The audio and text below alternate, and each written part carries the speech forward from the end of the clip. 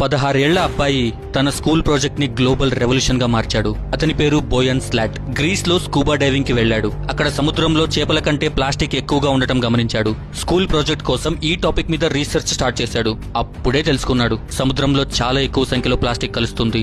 దాన్ని క్లీన్ చేయడం almost impossible అని అందరూ అంటారు అని. ఆ ఇంపాసిబుల్ అనేది యాక్సెప్ట్ చేయలేకపోయాడు.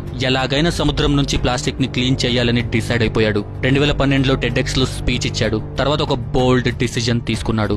కాలేజ్ డ్రాప్ అవుట్ అయ్యి ఓషియన్ క్లీనప్ మిషన్ మీద ఫుల్ ఫోకస్ పెట్టేశాడు. 2013లో అతను ద ఓషియన్ క్లీనప్ అనే ఆర్గనైజేషన్ ని స్టార్ట్ చేశాడు. సముద్రం మీద ఉన్న ఫ్లోటింగ్ సిస్టమ్స్ ప్లాస్టిక్ ని కలెక్ట్ చేస్తాయి. అంటే పెద్ద పెద్ద యూ షేప్డ్ బ్యారియర్స్ ఓషియన్ లో ఉంచుతారు. దానివల్ల ప్లాస్టిక్ ఒక చోట చేరుతుంది అండ్ తర్వాత షిప్స్ వచ్చి ప్లాస్టిక్ ని తీసుకెళ్తాయి. ఫర్ ఎగ్జాంపుల్, మీరు ఒక చీపురుతో ఇల్లు ఊడ్చినప్పుడు డస్ట్ ఒక మూలక చేరుతుంది కదా, అదే కాన్సెప్ట్ ఇక్కడ కూడా. అలాగే రివర్స్ లో కూడా ఇంటర్సెప్టర్స్ పెట్టి ప్లాస్టిక్ ని ఓషియన్ లోకి వెళ్లకుండా ఆపుతారు. ఇది డబుల్ స్ట్రాటజీ.